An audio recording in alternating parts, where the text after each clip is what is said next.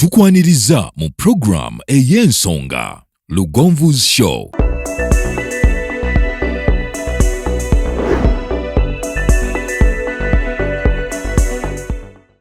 Africa yona tuwuliriza Lugonvu Show. Benda ke Bulaya, Latin America ne Buarabu. Chikolenga Lugonvu, wuliriza Lugonvu. Tonsubya Lugonvu. Mwana wa mama, mwana wa tata. Mwana kwe Lugonvu, muwulire alina ensonga. Lugonvu shonge chikolenga Lugonvu. Wuliriza Lugonvu yeka. Walabya Lugonvu. Mwana wa mama, mwana wa tata. Lugonvu, muwulire alina ensonga. Yeah. Wali wonna mu low feet. Okay. Okitegeera maani wange. Tukwaniriza ku Suuna FM balinye walira kubanga otuwuliriza gyesinzira okubanga oweza sinziza mu kibuga Kampala wane Makindye okubanga tukuweereza ku dakiika zino bbiri eziyise ku ssaawa ennya ez'ekiro. Nze Ssentongo Frederick Lugumu nkwaniriza mugamba mutyakanzibira nti muli bulungi abali mitundu eby'e Masaka, abali mitundu eby'Obulenga, abali e Sironka, abali e Isambe, bayita Isambe n'abali mitundu by'Agande by'enjawulo. Mbaniriza mwebale nnyo mwebalire ddala. Ebigambo bino bw'obiwulira abasajja abasinga okubyogera wano. Badda ku muzindano gati, oh my God, mulaba di avayo di ne mulaba. One among the guys bengamba nti bakoze ekintu kyabwe bamuyita Mbaziira Tony. Oh, erinnya livuga. Gwe ndi naye ku Stream Live FM. Naye ng'ekyali ku Avenue Production. Tugenda givuge eyingire FM. Okakasa ekitiibwa kya Mukama. Ono omusajja gwe mulaba omanyi gano ge mazima, nze muntu abasinga kye bankyawako kyekyo. Mazima. Ye musajja ge gali nzisa ate seeguya. Kituufu. Nze sikuba luseke. Omanyi bw'okuba oluseke lukulemya okwogera amazima. Ovuma n'omuntu gw'otandivumye ng'enkya omwagalamu luseke. Nti akuyite Mbaziira Tony bwe tuba nga twogera ku bapresenter, ye presenters towa erinnya lye. Tulina challenge eriwo ku lwaliro nti abasinga mwina ekintu kye mutatulabamu. Mwina abantu bangi nga mutwegomba, ng'ogamba Lugonvu avaayo ddi n'endaba, naye nga Lugonvu agenda okuvayo ku lwaliro ng'oga nti yee naye nga bulijjo yoono. Ekimu ku bintu ebyandeetera okukola ennyo nga ni mu presentation. Nina presenter gwe nali nsinga okwegomba. Ne tugenda ku mukolo ogumu. Tugenda okumaliriza nga presenter asaba lifuti. Nayagala kumutwalako. Ntwalako nsuulako. Era omusajja omu ku basajja bensinga okuwa respect yaŋŋamba nti tokkirizanga muwuliriza kubanga akusinga. Omuntu akusinga ayina kuba ogwo. Ani? Ng'olanga naye. Client. Naye omuwuliriza tokkiriza kubanga akusinga. Ate anakuwadde ekitiibwa. Oba tonakyo kyamugamba. Mwina kano kemukuba. Wanika. Yo. Mbaziira Tony. Suuna. Beni. Mwina ekidongo kimu. Ekyekiwa weekyo. Ne bagiwulira. Kati ogenda okumaliriza ng'omuntu gw'ova okuwanisa. Ate omugamba nti ntwalako. Oba obyone. Omukolo sirina tabbu. Ogamba otya ssebo? Ono bamuyita Mbaziira Tony. Nze Mbaziira Tony. Mwine ekintu kyammwe abantu bwe tuba nga twogera ku Mbaziira Tony, twogera ku Moze Ready and Wizo. Ekyo kituufu. Bwe tuba nga twogera ku Mbaziira Tony twogera ku Eagles. Bwe tuba nga twogera ku Mbaziira Tony, twogera ku baani abalalaawo. Nga bwe bataba bonna kubako ekibula. Ndowooza Kyakadema Sand Pliers. Bwe tuba nga twogera ku Mbaziira Tony twogera ku The Twins. Bwe kiri. Bwe tuba nga twogera ku Mbaziira Tony twogera ku bana abavubuka ab'e Nigeria. Bagundi aba P Square. Buli omu yalowooza Peter ne Paul Okoye. Thank you. Buli omu yalowooza nti oli ye w'amaanyi. nga bw'osanga omuwagizi wa Peter agamba Peter yasinga, osanga wa Paulo ng'agamba Paulo gwe tomutegeera, okitegeera, naye buli omu yali w'amaanyi ku sayidi ye. Era bwe bagezaako kugira bati by the way kankubuulireko nnooseke ebintu ebyo biri bwe biti wootandikiddeawo shoba oti bwagitegese twatandise dda ebintu ebyo bino ebintu biri bwe biti ebintu by'abantu abakolagana ababiri biri so challenging nti ebiseera ebisinga obungi bibaamu waliwo ebintu byetwanguwa okulaba n'amaaso naye ne wabaawo ne elements ze tutalabisa maaso nga zo ziri muli munda nga olaba bulabi nga bakunyumira naye nga gwe tokitwaliranga budde kumanya kijja kitya okubanga bakuwoomera. Okitegedde kakati oluusi bw'okitwalira obudde n'okikolamu enkenenula egenze munda n'okola analysis, that deep analysis, lw'ojja n'okitegeera n'omanya nti yadde nno alabika nga ye w'amaanyi kubanga kkirizagana temuyinza kwenkana. Kiba bwe kiti. Temuyinza kwenkana. Kiba bwe kiti. Nti wadde nno alabika nga ye w'amaanyi naye ate ekimufuula ow'amaanyi y'oli byakola. Beba amalula family. Definitely. Kakati ebiseera bisinga kati mwe bwe mulema okubalansinga ekintu ekyo we kibayiikirako ne kigenda kati mugenda okwejjuukiriza ng'obudde bugenze. Kubanga amazima go gali nti niwe babazaala nga muli balongo kubanga olaba Peter ne Paul Okoye baluganda balongo ebyaddala naye era naye era tebenkana niwe zibeera bubezi mu mpisa temusobola kubanga mweyisa kyekimu. So kakati wakati mu mbeera eyo ffe naddala mu Uganda ekyo kitulema okumanya n'olema kumanya nti Mbaziira Tone oba Suuna Beeni buli omu ayinza okubaako ne kyasinga munne. Amazima gali nti temusobola kubeera kyekimu ne bw'oba oyagala nnyo kuba ne bebeera sayizi nze bw'oyita omukono gwange n'ogwa Suuna tegyenkana naye girina buli omu Mukama kye yagugabirira eky'amaanyi kati nga okwegatta guno ogwange ogulabika ng'omunene n'ogwa Suuna ogulabika ng'omutini bwe gyegatta ayina gifuuka egy'ettabbu. Okitegeera kati ekyo kisigala kiri gye tuli ffe okumanya lwaki bwe gyegatta gifuuka egy'ettabbu.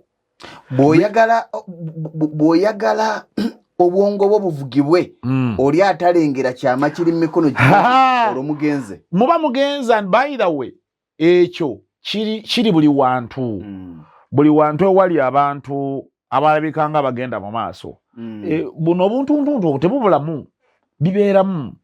Radio ne wiza bw'olaba radio kati omugenzi balina ebingi byalinga bibakyankalanya nze lumu nafunako omukisa kiyinza kuba kulikanga ekibini nafunako omukisa lumu nembalabako nga bafunyemu obutakkaanya twali kinoni eyo ku show naye nakyetegereza nga njagala ndabe embeera eyo bwe bagikwasaganya nenjiraba bakufuna tebannayirinya ku stage baali tebannaba kulinya ku stage baali bakatuuka ne bafunamu ebitabagendera bulungi bombi n'omu ku bo n'ayagala avuge emmotoka aveeyo era n'agivuga naye abanga atuukanga wali n'agipaakinga. Olinga yaliyo kakati nensigala nga neetegereza embeera eyo n'ayipanga n'abeera waawo ndoozanga mwoyo azza yeebuulirira abavuddeko nze nakyetegereza nga njagala ndabe bannange tugenda okugira bati okutuuka mu shongako bali ku sho basabula nakudata nyumba biwe so nenkizuula nti ebiseera ebisinga buvunaanyizibwa bwammwe mmwe okumanya kiki kye mwajja okukola kiki ekyabaleeta ne muleka bano bagambye eki bagize eki kubanga ebiseera ebisinga abantu batubeera ku mabbali abo bo baba oluusi tebanyumirwa na kiki genda mu maaso in terms of progress babeera baagala nnyo okubalaba nga mwenkana. Of course oba olina okutambula nabo naye ebyo tebibulamu.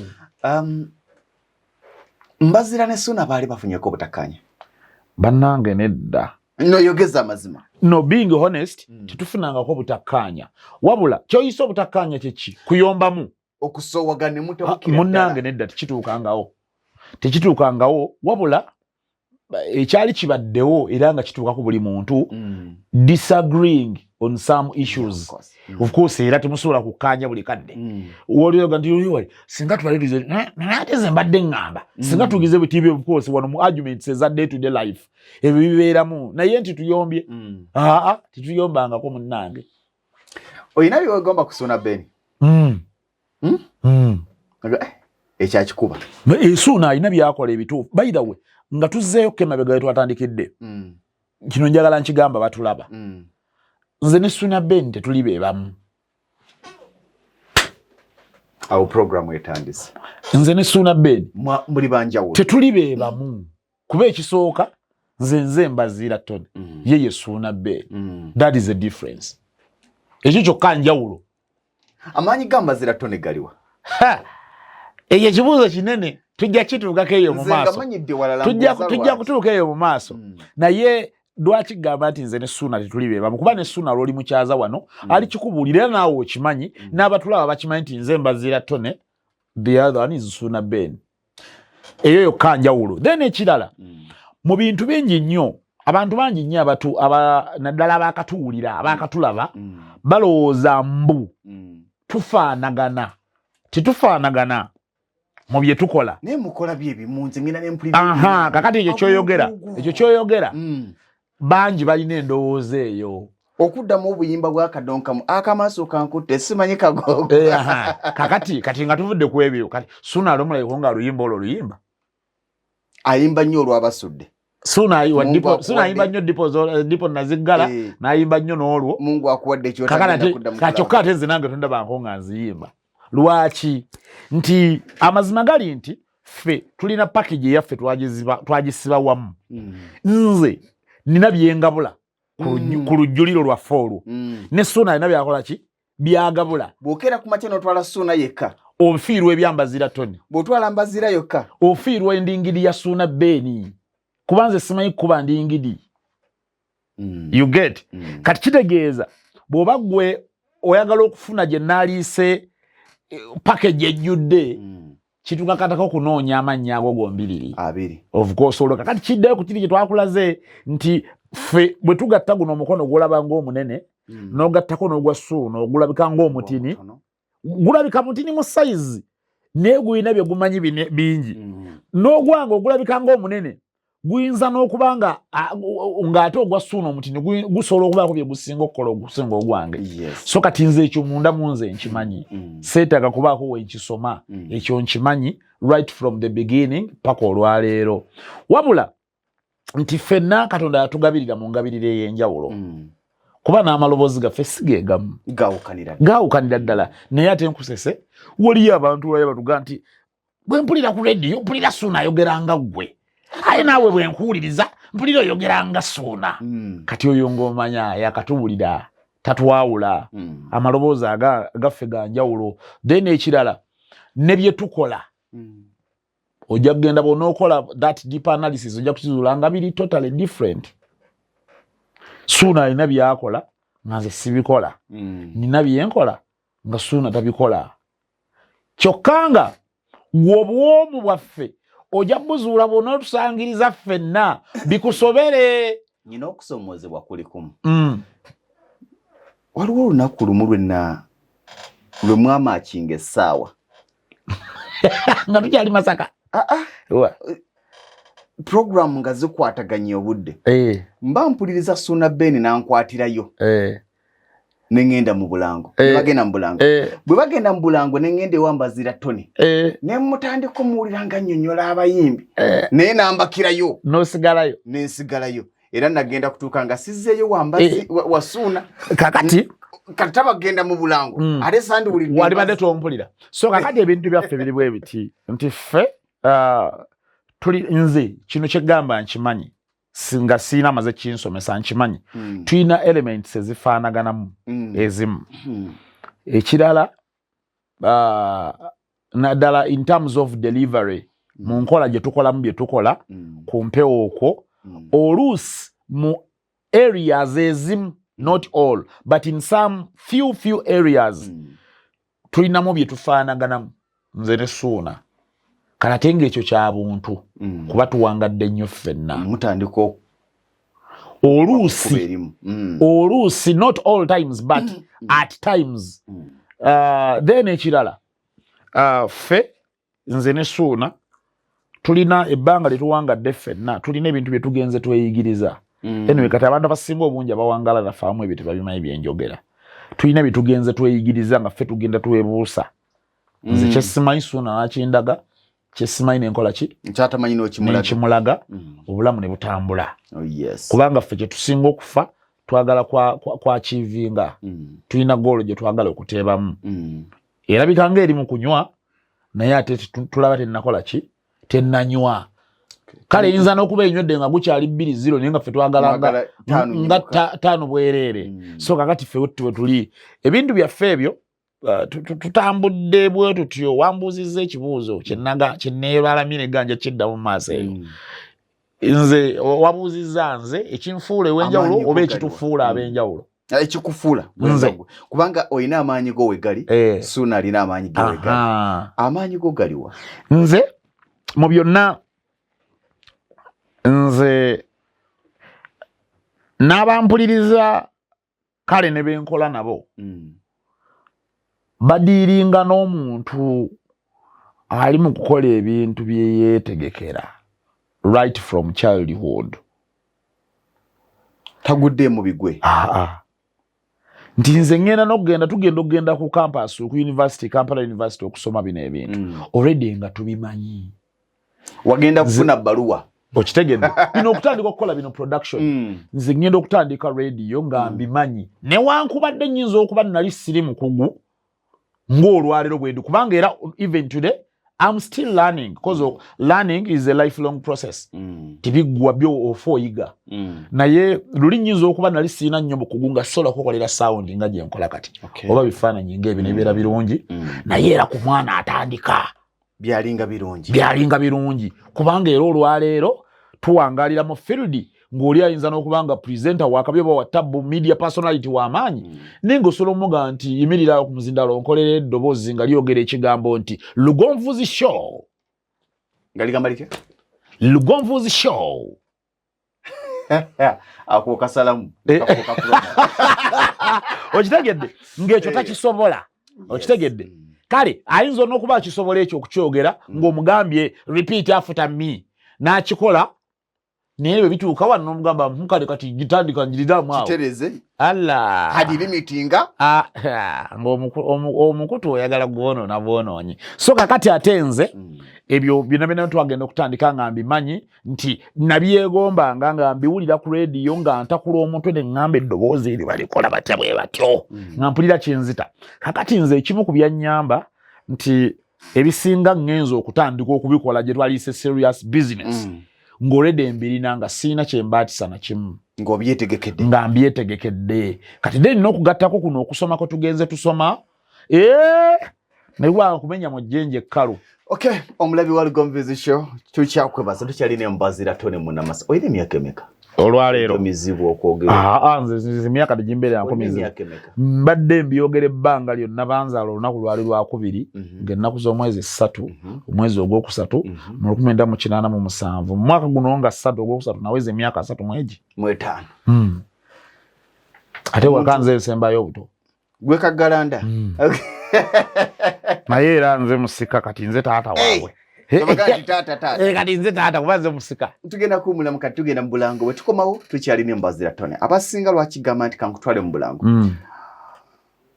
tulaba abantu ne tugamba nti twagala kubeera ng'oyo naye n'otamanya lugendo lwayiseemu okufuuka kyali ku lwaliro n'olowooza nti abadde ku smooth landing nti buli kimu kibadde kimwanguyira nali kaweweevu abadde kaweweevu twogera ku musajja eyatandikira mu karaoke nga bakuba ebidongo ne batuuzamu abantu 7 naye ne basigala nga bakuba ekintu ekyo ne batuuza abantu 10 ne basigala nga bakuba kati bw'omulaba ng'ategese ne bajja ne bafuna abantu 1,000 nawo ng'olidde gye wakatandika nange kantegeke kikyo ky'osanga nga kirimu abantu 3 ne mugwenywera twogera ku musajja eyakakolera ku radio kati ziri 3 obuloza 3 twatandikira ku radio Equator ne tugenda ku radio Buddu ne nvayo ne ngenda ku radio 4 nenzija ku CBS. Kozi wamma ne Radio 4. Radio 4 ya. Ate nonga ne kubuladde Masaka nakoleko kati nakolayo ennaku nkaaga.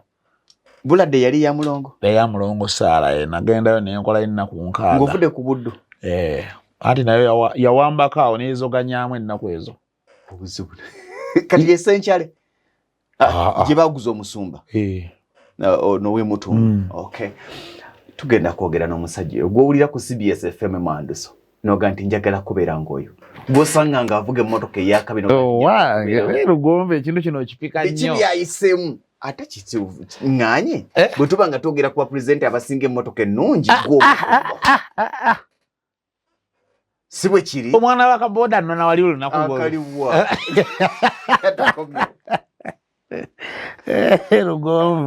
Lugombe agiwa omuliro. Lwengo General Hardware abasangibwa e Katende Namutamala ku lw'e Masaka kilomita 3 zokka okuva mu tawuni y'e Katende ku Kidde Nakawuka. Ate nga balina enteekateeka ennungi kuba mufuna mpola ogulawo account n'osasula mpola ebintu byo ogenda okumaliriza ng'ebintu byo bifuna omulundi gumu. Osobola okubafuna ku ssimu 0700 636 337 oba 0760 585 228. Lwengo General Hardware ku lw'ebizimbisibwa eby'omulembe. Focus Construction Company ye company yekakasibwa okukola emirimu gyonna egikwatagana n'okuzimba, okuba plans z'amayumba n'okuziyisa mu mateeka, council approvals, architectural and structural plans, okuzimba kwonna, okusereka, roofing and ceiling, okuyoyota, finishing and plastering, amasannyalaze, wiring, eby'amazzi, ntegeza plumbing, okusiiga langi, painting, okukola enzija, compound designing ne gardens. Ebisale byaffe birungi nnyo era bisoboka mu buli mbeera. Twenyumiriza nnyo mu nkulakulana y'abantu y'ensonga lwaki twagala otandike naffe leero. Tuli Natete opposite All Competitor Station. Esimu noti 7776 858 206. Ate ku WhatsApp tusange ku noti 7 noti emu 858 206 oba noti 752 333 Focus Construction Company. Let's build the future. Okay, omulabi wa Lugomvizi show. Nkyali nawe nawo kyali nange. Tulina Mbaziira Tony nenga tunena Lwengo General Hardware. Bagamba nti kulebizimbisibwe by'omulembe wekwate Lwengo General Hardware ojja kubasanga Katende Namutamala makaga bwe gagadde. Owetira we Katende kilomita ziringa 3 ku Kidde Nakawuka. Otuuka obagambe nti mwana wa taata yangambe nti mulina buli ekizimbisibwa. Balina buli ekizimbisibwa okuva ng'otandika ennyumba paka ng'ogimaliriza okugyebakamu. Okuvira ddala ku nsuululu gye weetaaga okusima omusingi ojja bisanga mu Lwengo General Hardware. Balina n'emiiko balina seminti omulungi, ebintu byabwe bw'ogendayo balina customer care, bategeera client waabwe kyeki, ate nga balina n'enkola yaffe bamufuna mpola. Bagamba nti oyinza okuba nga tosobola kuweza ssente mulundi gumu, savinga nabo mpola mpola. Bw'onaaweza ssente z'amatiryo gwe weetaaga ng'ogenda obaga nti bannange mpezezaawo obusatu, mpezezaawo obuna, mpezezaawo obutaano, nti muntikkireko, bajja kuwa entambula bw'ogula mu bungi, bajja kuba nga bakuyambako ku ntambula paka ku site w'ogenda okuba ng'otwala ebintu bye. Ba Lwengo General Hardware. Lwengo General Hardware gigambe onooba obalabyeko. Onooba obalabyeko. Nja balabako. Bagaye balina client gwe batamanyi. Okakasa. Lwengo General Hardware mulina client gwe mutamanyi. Njabiko ebirala njabiko bulira ntuvudde ku set. Njabiko bulira ntuvudde ku set. Of air. We bali nnyo muganda wange. Mbaziira, tulaba Mbaziira wa leero. Tetulaba Mbaziira wa Chenja. Ojjukira Mbaziira wa Chenja. Chenja leka limwera mmwe mwalina akajanja mmwe nga muvugana Chenja. Bani? Mmwe. Ebusubiza mwali ku Chenja. Twali ku gaali zennyini peke yake zine gaali nganda wakubiranga ebidongo ne Suuna Beni nga mugira ku Chenja kuva ku radio Equator. Bannange n'ebintu si byangu. Bintu si byangu. Ebintu bino byabwe yivu. Oli kyoli lwakuba nti wasoma nnyo. Nedda katika nkubuulireko era ne kino nkyogedde ku interviews nyingi ez'enjawulo. Okusoma tusome era tuweerera era naffe kennyini tusomye naye bino ebintu biyinza obutasalwawo kusoma ku kungi oba kiki oba kiki nedda wabula bijja kusalwawo kwewaayo okwo. Oyinza okuba ne zi degree bangi nnyo baziina eyo nga baziina mpitirivu n'akubira gwe waakamu toyinayo kagundi akubira ye nga wa mukaaga nga gwakubira gwe ayina akamu. Nze zijjukira omusomesa yali atusomesa lecturer yangambako tumwinayo kafeeyo mpiteyo naye nga ate yansomesa kitegedde so kakati ebintu ebyo bibeera bwe biti okusoma tusomezi degree tuzifune zonna naffe njagala nakuddayo kwongerako era birala naye osome biki era bino nga bw'omanyi bingi n'okuvaawo twongeremuko n'ewalala tugaziwemuko naye ebyo byonna oba tolina kyokoze bw'otaba nakwekkirizaamu bw'otaba nakwewaayo bw'otawaayo nakuyiiya kubeera innovative mu field gy'osazeewo kubeeramu bino ebintu by'okugenda obugenzi osoma oveeyo n'oluzungu ojja kujja olwogere oluzungu twalwogera paka lwe twalwesonyiwa nga terulina bibala teruzza bibala paka lw'otuuka n'omanya ekituufu n'omanya amapeesa amatuufu ago okunyiga ogenda okulaba nga ebintu bitandise okuworking out zino ziswesweswe kati swesweswe oyo ayina naye obudde bwe naye zibagamba nti tewali muntu yali alemeddwa kutunda kyayina lwa lulimi era taliyo tebakulimba wakati ffe wano tuli mu Uganda kaye naddala ffe ekituuka ku ffe tuli mu Buganda aye nga tuli Baganda toyinza kugamba olemeddwa okubeera obulungi olw'obutamanya luzungu oli abaakulimba abali mu kubuzabuza kujja ku mulamwa so ebintu bino byonna tubikoze si lwa kusoma ennyo twasoma naye si kwe kuli okutiisa okulyawo okutotobanye kuti but osomako ekyetaagisiza n'ogenda n'okola high school n'eggwa siniya 6 kubanga ffe twagenda okutandika ku radio Buddu nga ekirabo ky'olinawo kya siniya 6 bino byegambeko ebya Kampala University twali ku radio nga tukola nga tukola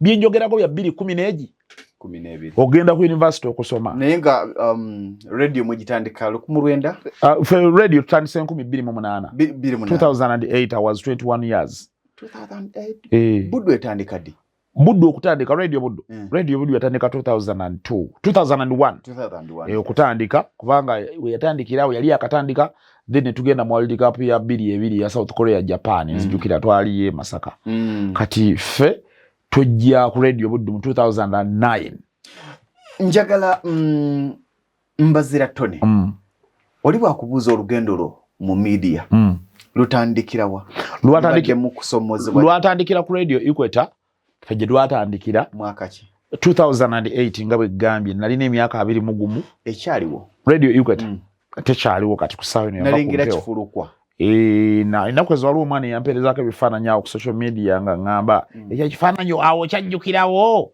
ne mugamba that is 93 FM radio Equator enkugu mu kuweereza abantu baayo frequency ani yagitwala eri saize koche eyo bangamba gyekolera kati ya otandikira ku radio Equator saabandalayo nonze kati ninyo okuyingirako kwa radio Equator wali olina challenge yonna gye wasanga tokyogera byali bingi natambula emyaka ndoza gyalinga ng'ena kufunayo omulimu ku radio Equator nga kiki ng'oli mirimu bagamba tewali mirimu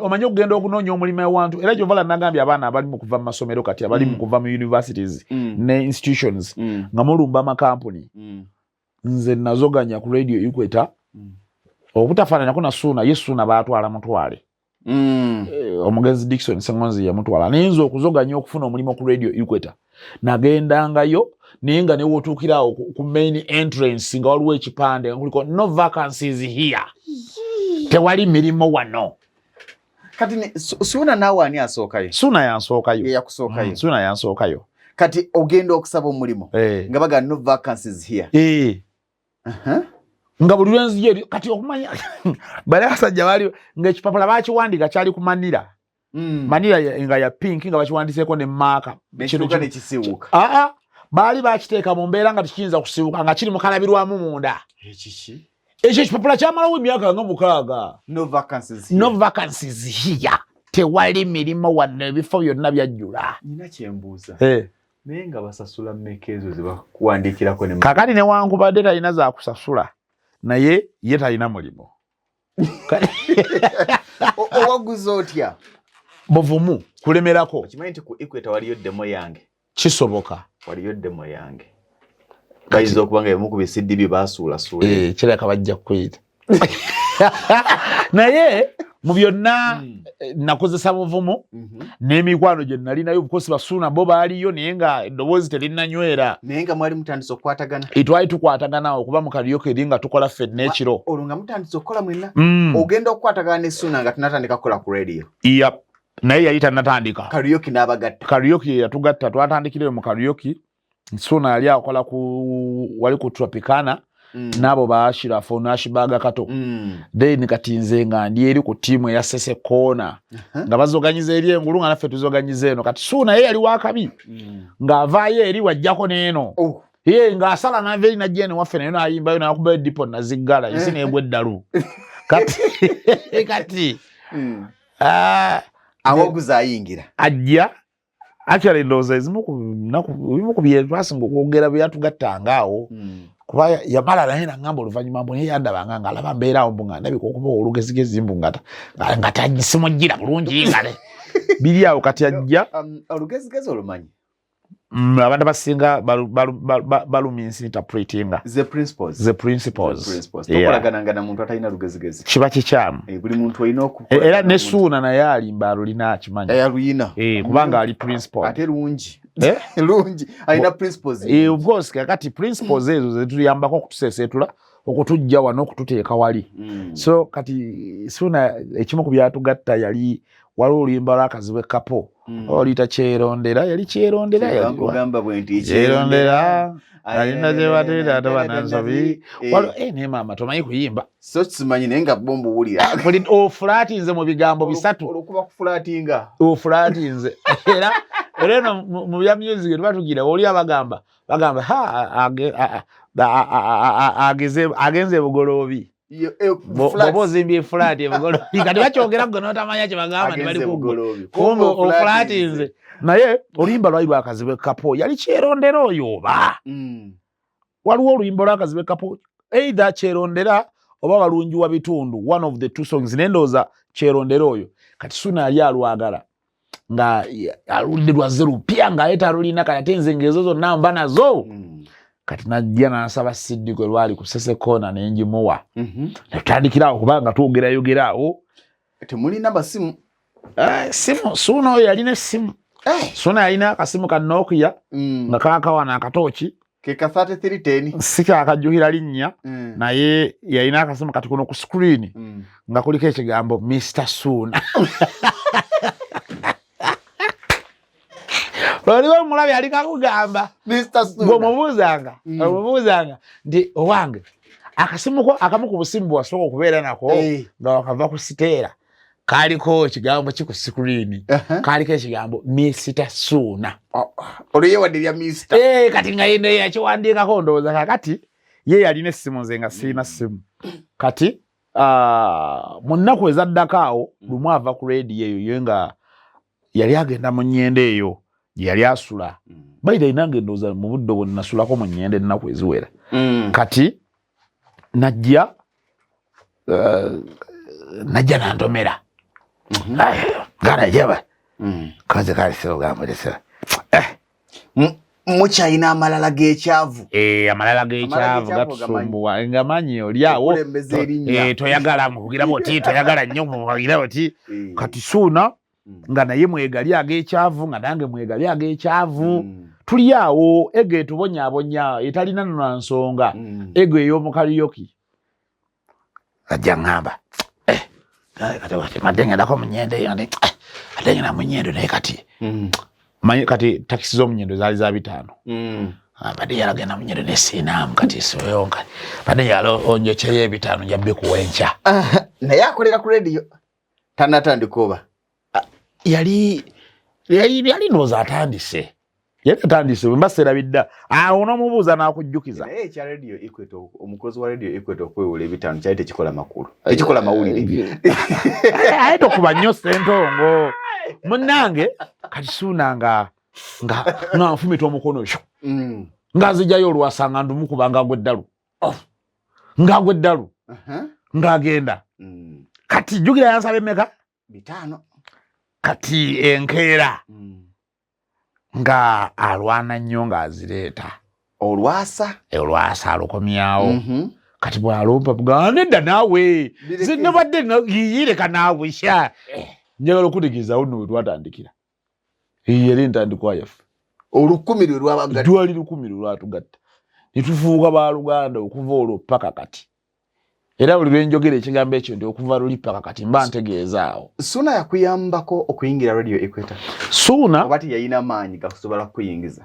bwe tuba twogedde mu bigambo kimu bibiri oyinza okugaa nti yalina maanyi ebyadde ati yalina maanyi. However engeri gye yali aliwo ayinza okuba tiyakikola directly kuba tiyalina maanyi yali tanafuna ddoboozi naye mpulira ndowooza nti bayinza n'okubanga basinziira ku buvumu nti owange olaba noono kubanga tulina twali bakalyoki olaba noono wakalyoki waali ebintu alekanga n'abikola no tumale galeeta tulabe okitegeera ayinza okuba tagetinze involved directly but indirectly ng'ayina ngeri gy'akiyigizeemu n'akinfluencinga ne kiba so bwe twayingira kati bwe twayingira ne twongera okukwatagana ennyo by then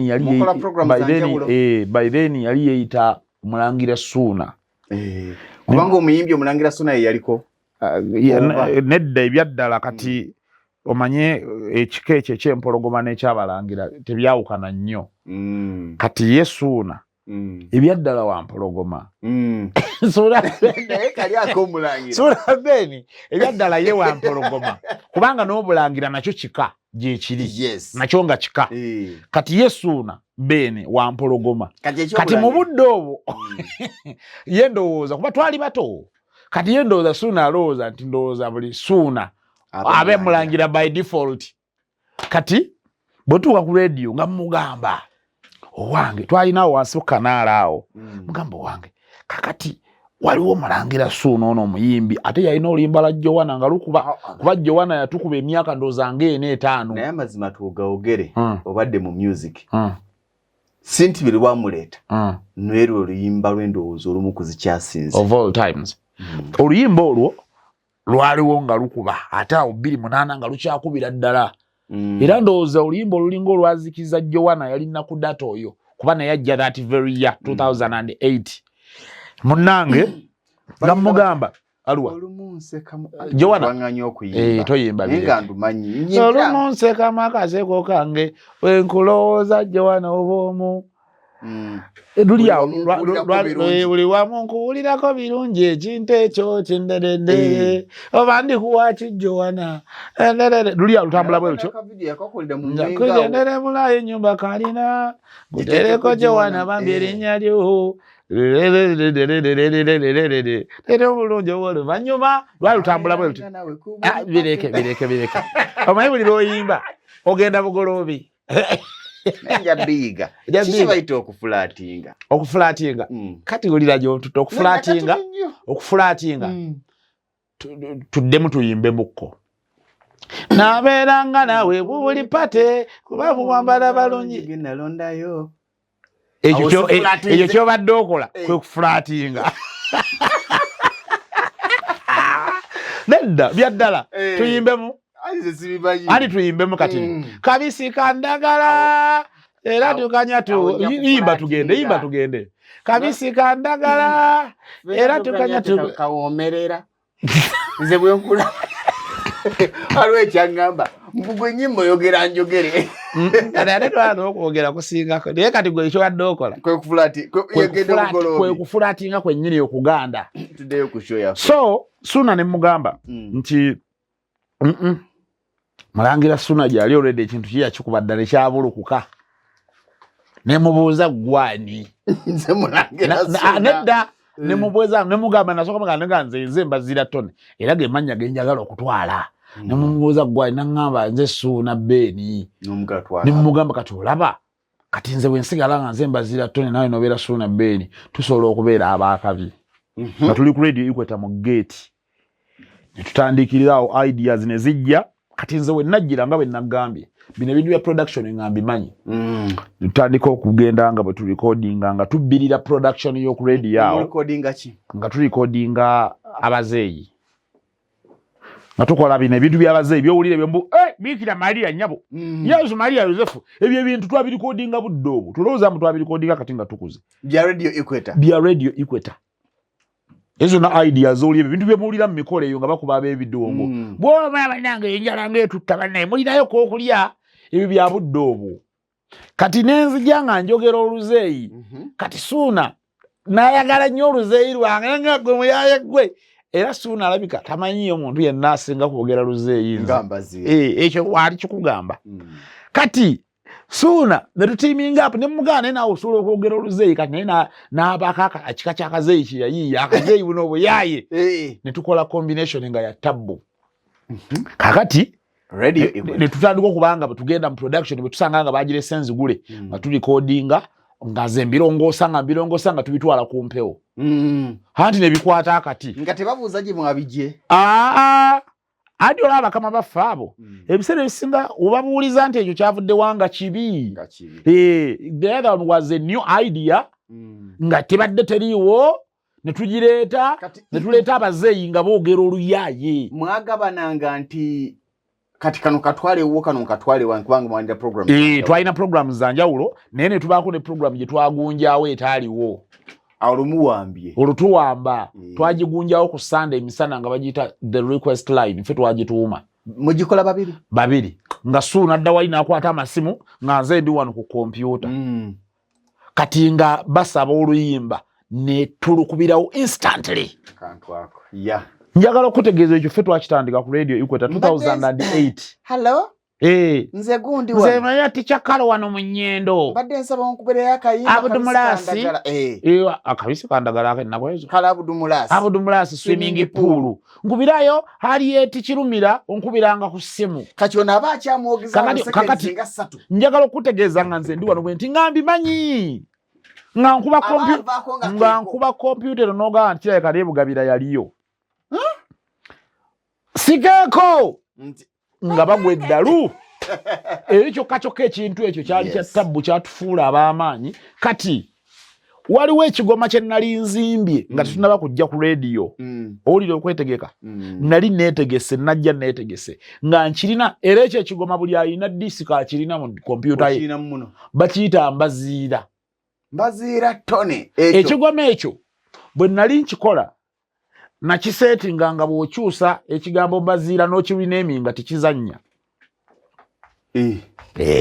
nga kirina kuba kya Mbaziira kirina kubaako Mbaziira bw'oddamu n'okirenaminga n'ozzaako Mbaziira nga kizannya nga kibeera kiri mu format entuufu bw'okirenaminga it doesn't play kigamba the file does not exist mweno kisinga kubeera muziriziri zenkubirako ebidongo mweno tikiriimu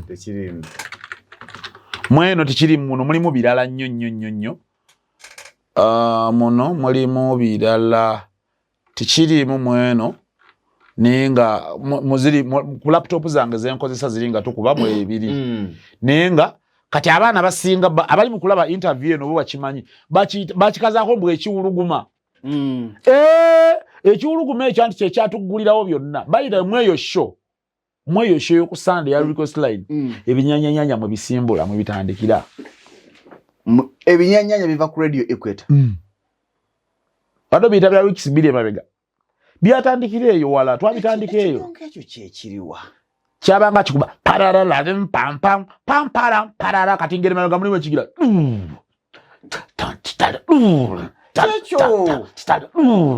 bwe kitwe kivuga all through kifaanagana kyonna tikirimu kakyukamu n'akamukozi obudde obwo bwe bukugu obwaliwo tokyusa ng'okuba ekyo kyokka kimu naye nga kyakabi ku mwana nga nze eyali atandika obutandisa ebintu bino kati nga tugera kikubaawo mu nnyimba z'Abudumulasi ennyimba z'abaani bakatolu bw'amaabo Igozi Misa Kisemakula Wampangula Allah nga kisuula enju eddalu radio neetabuka abantu ne bakuba amasimu bannanga abaana mwe babajjewa baana abato abantu banenga okujja ku radio Equator twagala kulaba bali abaana boogera nga abazeeyi nina kyembuzaamu omanyi omusajja omuyanga nti tewali kyabulabe akoze oli ku radio naye anyway kino nze nkyogedde banga tewali kyabulabe ng'okubeera ne PDO nga naye mukozi ku mpewo ekyo kituufu kyabulabe mwafunamu bakama bamu okufuna obujja kubanga obujja butonde ekyo kituufu obujja bwa butonde ate era nze nina enzikiriza nti omuntu afuna obujja ebiseera ebisinga bova ku insecure insecure eba mu muntu oyo omwana oyo yanzijawo naye nga tulina omukisa nti tulina bakama baffe ngamba luli kuyikweta mukoze erinnya muwanise ekirungi nti era PD waffe tiyali ku muzindaalo secondly newe tukivuga ntukireeta olwaleero abasajja bakama baffe abalinganga abatutwala mu line ya programming ebisinga babikoze kati byonna byetuyayaanira okutuukako tugoba bagobe just baliwo okutulungamya bulungamya olowooza nti tebakyayina kyebayayaanira naffe so mpulira mu line eyo kyembadde tulyoke muwanise bango bwogambye ku radio ekweta ekintu kyatabuka nina kyembuuza olwomufuna sente mmeka omusaala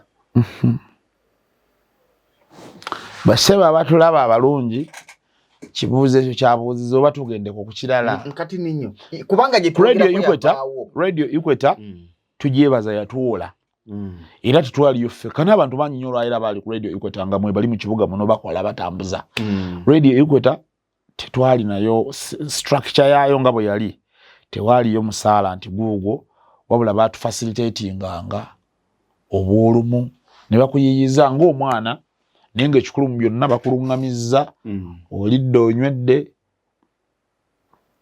oli mulamu oli ku radio equator 93 fama enkubi masaka ng'egiwamba mu kuweereza abantu baayo tufuna musaala ofuna ka facilitation mu kufuna ka facilitation otandise okukola erinnya obuwala bujja olina okupangisa akayumba obulamu mwabutambula kakagatta akamasamasa obulamu mwabutambuzanga mutya omuva mutya ku radio equator mwembi babiri mugende ku radio buddu ova otya ku radio buddu atoddukireko ku buladde atandikirawo nga tuvudde mu bulango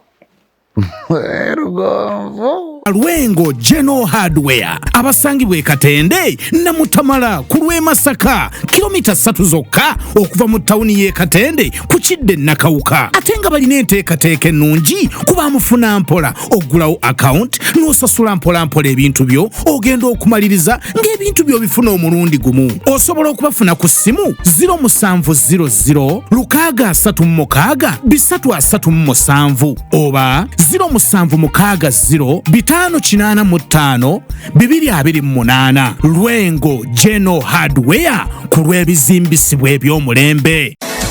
Focus Construction Company ye company ekakasibwa okukola emirimu gyonna egikwatagana n'okuzimba okuba plans z'amayumba n'okuziyisa mu mateeka council approvals architectural and structural plans okuzimba kwonna okusereka roofing and ceiling okuyoyota finishing and plastering amasannyalaze wiring eby'amazzi ntegeza plumbing okusiga langi painting okukola enzija compound designing ne gardens ebisale byaffe birungi nnyo era bisoboka mu buli mbeera twenyumiriza nnyo mu nkulakulana y'abantu y'ensonga lwaki twagala otandike naffe leero tulina Tete opposite all petrol station esimu noti 776858206 ate ku WhatsApp tusange ku noti 7 noti emu 85820 oba noti 7523130 Focus Construction Company, let's build the future. Nzikiriza nti programu enteko makunyumira saakumye okuleeta mwagalwa wamwe saakumye kuleeta muntu gwe mwegomba naye naleese omusomesa mu industry etali ya music yoka si mu field ya radio yoka naye mu mirimo naddala erimu abaana abaagala okufuukako ab'ensonga nsuubira okuba nti abaana ba TikTok kubanga kati gwe mukutu oguliwo omwana abeera ne ba followers kakadde kamu n'awulira nga mugagga nga kuyitakawo nga tomumanyi n'omulala n'omulaba nga yeebisse ekikooti ali ku boda mutayagala nsi omulabe n'oseka nga kikimbwa nti ndi serebu TikToker. Mbaletedde Mbaziira Tony nsubira okuba nti oboli ebigambo bye musobola okubijja mu nnyo. Oli ku Radio Equator tofuna musaala. Ku Radio Equator twali tetufuna musaala. Mubaddewo mutya? Kisa kya Mukama kye kyatubeerako. Then on top of that nti naffe okuyaayana kwaffe mu byonna omanyi ng'okyali mu high school ng'ofa ekintu kimu ne mmala ntuuka ku muzindaalo ogwo ne mmala ngutuuka ku bwe nti bwekapa kakati nga okuyaayaanakwo owulira we kulyawo ng'owulira olowooza nti n'omala otuukayo Katonda ne bw'akuyitirawo obulamu buba buteredde naye kibaamu ebyoleke mungi kibaamu okusomoozebwa kungi otuuka ensi etandise okukulaba ensi etandise okukutendereza okula nnyo kuba nagendayo nina emyaka 21 nze ekirungi saawangaalayo radio Buddu n'empita yasooka kuyita Suuna oyo Suuna n'agenda Suuna yagenda mugwa ku 3 then nze ne ngenda ndoza mu October kituufu nti bwe bayita Suuna yatuukayo n'abagamba nti sijja kukola Mbaziira waatali era nti ne bamuwa n'omuzi n'alaga nti kyonna kye mumpa sigenda bikola Mbaziira bw'aba tazze bandi kati nkugambye Suuna yagenda mugwa ku 3 nze ne ngenda mu October kati kitegeeza ekibozi kyali kikyamu eyo yali mboozi nga bw'omanyi abantu bafumba emboozi but era ne bakama baffe ku radio Buddu ekyo baali bakiwulira muli nga kiblendinga bulungi bwe tubeera ffenna okitegeera bayire jo kankusese waliwo jjo omwana yadda nkubira ekiboozi awo n'agamba tugenda kubukedde ne CBS bakwatagane kati nga Suuna bw'alwala ng'ogenda okola programu ye kati nga naawe bw'olwala ng'ajja ku CBS ng'akola omwana yakubye ekiboozi ekyo yadde wa boda kati yakyunyumiza tuseka ntuvaawo nenze nagenze nkifumiitiriza ekintu kino nga alina pointi ye munda muli olw'ensonga yadda kati nemubuuza lwaki nangamba nti kati olaba Suuna bw'atabaawo kubukedde ffe bitusobera tewali asobola kudda mu show ye n'agikola ntufuna kye tulina kufuna kati ate naawe lwakuba nti ndowooza kati ku CBS agirowooza CBS mbuusabuusa ennaku ze sinnakola ebbanga linnakakolayo mbadde sinnaba nnyo okubaayo ennaku ze sikola naye kati yeera mu yakiwulira nti singa lutuuka nga ndwadde nga siibeewo kati omwana n'ajja ne conclusion n'agamba nti CBS nebukedde ezikwatagane mbukibeere nga Suuna lwatakoze nga nzikirira elugogo ng'okola kati leeni nga naye lwesikoze nga bamulaba bimuli bya bulange nga zekola nze Suuna bene kuba Mbaziira Tony nze Mbaziira Tony abawuliza babukedde nfamu embutukizi kyokate kankusese kankubuulireko kino nti newankubadde oyo omwana yakyogedde mu ngeri y'olusaagiriro ne bwe bukyanga kibaddewo abawuliriza abaffe tekiyinza kubakwata nga surprise bawuliranga bwe kirina okuba bawuliranga bwe kirina okuba olw'ensonga nti kati zino ndowooza radio tusoose okuba nga ffenna tweyawudde nga buli omu akolera wuwe kuba eri yonna tubadde tutambula nga ffenna era obudde bwonna tubadde nga Suuna abadde nga akola ku makya nga nze mba nkola lwaggulo ne mu show za weekend badde nga neesanga nkola Friday nga Suuna akola Saturday ebbanga lyonna era nakati wano bwe kiri mbadde nga neesanga nze nga mba ne show y'oku Sunday nga Suuna ndaba na show ya ku Sunday era nakati bwe kiri oba ekyo kyavaawo buli omu asobola otuula munne biri awo nina kyembuuza anyway aba radio ndoza bayinza obutakikiriza ekiro obadde akakuteesa kyeri owa boda olaba nga owa boda no owa boda ensonga ye yabadde alina pointi ye era nange nkugambye nti nga tuvudde ku bye yayogedde singa abasajja ababukedde bakkubira ne bagamba nti Suuna afunyemukko obuzibu naye jangu kubanga bimukola byemwosa temukko wano nali nkikozeko ku TV Suuna yali tagenda kubaawo nengenda ku TV nenkola n'okola naye ku radio nga bakinsabye busabi ng'omuntu challenge eriwo nti being of course kyokka nkusese era omwana wa boda ekiyayogera lekimala kibaawo bo abakulu ne bakkaanya ngenda nengikola sho neggwe aye nekinyuma kati nandi mba mulese ekitabaddeewo era bakama baffe ako nga baguzizza be balaba bakwatagane ffe weetuli ndowooza kino kyandisobose singa programu zammwe lwakuba ekyo tekinayingira nnyo mu Uganda ndowooza omu ku bantu abakirina yali Kabura owa sports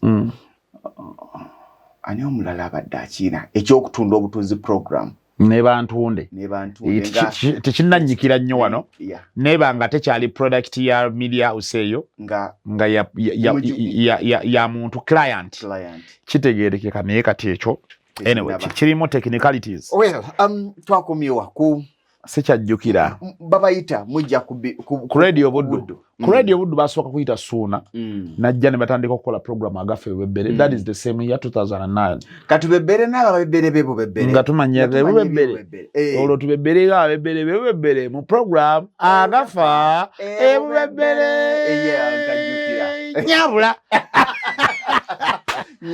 yawe habati kabanda Maria nakalema musoke Maria alirudawa Maria nakalema musoke nakoma okumanya nga bangamba yaddayo mbusomesa cause she is a teacher by profession naye simanyi bituufu bimuliko ninga nakoma okumanya nga mukyalo oyo omunno ku bantu bennawulirako nga mulungi mu kusoma amawulire g'oluzungu wamulirako nga agasoma yali mulungi nnyo nga agasoma kiringa nawulira Patrick Omujuka nga asoma amawulire g'oluzungu agasoma Mujuka mulungi nnyo nalebo Patrick Omujuka mulabe edduka amawulire agasoma even last Friday yagasomye sawa 5 ku makya ayina ekintu kimu bwe tuba nga twogera abamu ku bapresenta abasinga empisa gayi muntu mulamu ali so down to earth era nze bwe mpulira omuntu kaga nti Patrick simwagala manyo mwina kekicha ekituufu ekyo kakati ekyobutakwagala kyo tolina kyakikolera bajja kukukyawa olaba ne Yesu bamukyawa nti ate paatu basobola okukukyawa akaddeko anti kati kankubuulireko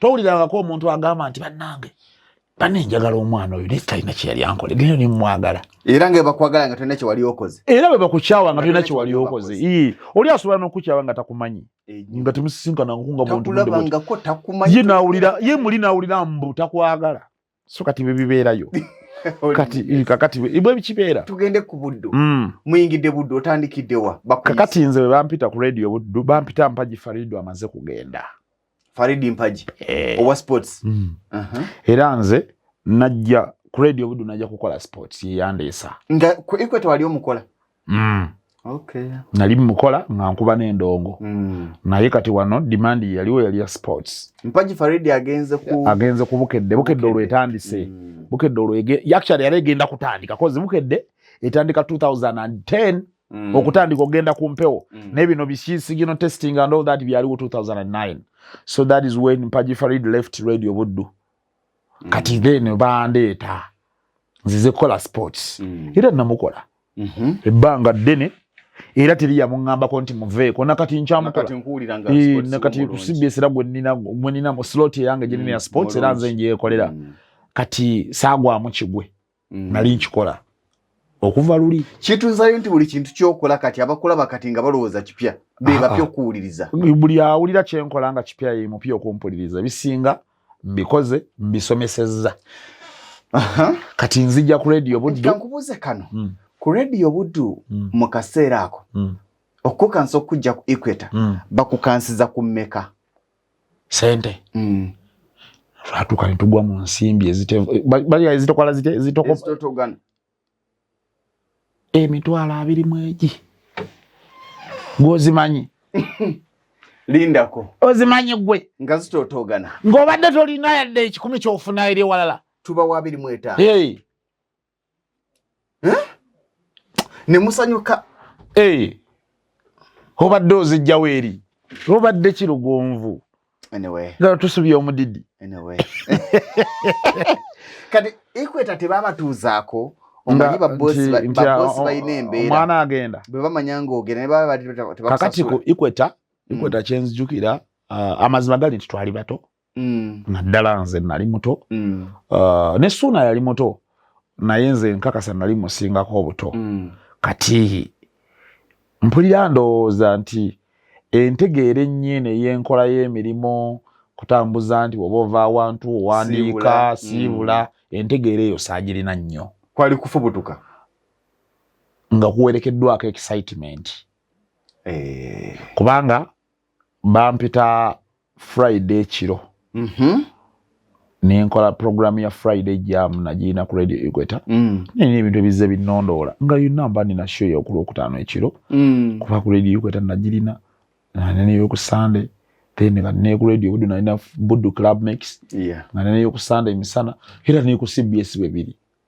so kati nadduka enkeera ku lw'omukaaga okugenda ku radio buddu era na ntandika okukola show ya bagita weekend sports special nali ne boogera oyo ne Katumba dance boogere Moses Katali Kabozi kubiri tandika okukola ne tandika tukoze ebintu mbikoze tugize nyingidde production bikoze your beat takyaliyo yavaayo ne yaliyo yeddo Katumba bya Katumba bwoli musango libimubuza ne takyaliyo so ne tutandika awo tukoze ebintu bingi nnyo Katonda n'abeera mulungi nga buli kyenteekako omukono gwange nga kitambula tukwatagana ne Suuna ne tuddamu ne tublendinga bulungi ayi ne gubula asala cause ate yo radio buddu yalina a wider coverage than Equator bantu bonna ne tusengukayo nabo twali ku radio Equator abawuliriza listenership yonna ne kyuka neddeeno ennaku ne bazitugabanya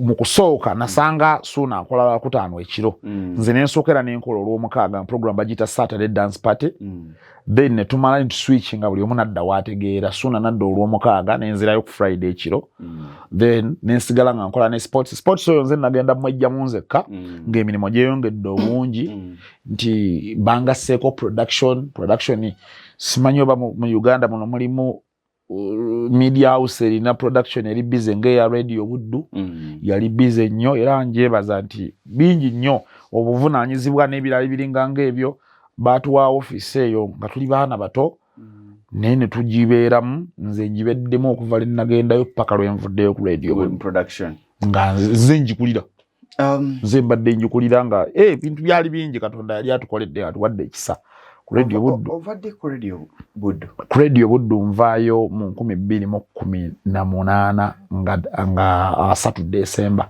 manyi nze bino mbitunuulira nnyo ogenda okuva ku radio buddu ng'ofuna omusala gwa mmeka oba tuguleke lwaki yonooza ekyaliwo lwakuba tuguleke lwaki nkubuuza kino nina gye nvuga nziza ekintu kino nti abantu batunuulira Mbaziira Tony ne balowooza nti alikyali lwakuba afuna omusala musava ekyomusaala okyesonyiwa awo tujja kutuukawo bw'ova ku radio buddu ki ekyakugjayo ekyanzija ku radio buddu nalowooza nti ebisinga mbikoze ku radio buddu awo amazima gali nti ne bwogenda nga obikkula mu bitabo bya bakama baffe ku radio buddu olwaleero mu bantu abasinze okuba nga bakolera radio eyo n'omutima gwabwe gwonna n'obuvunaanyizibwa obutagambika mu myaka mwe tubadde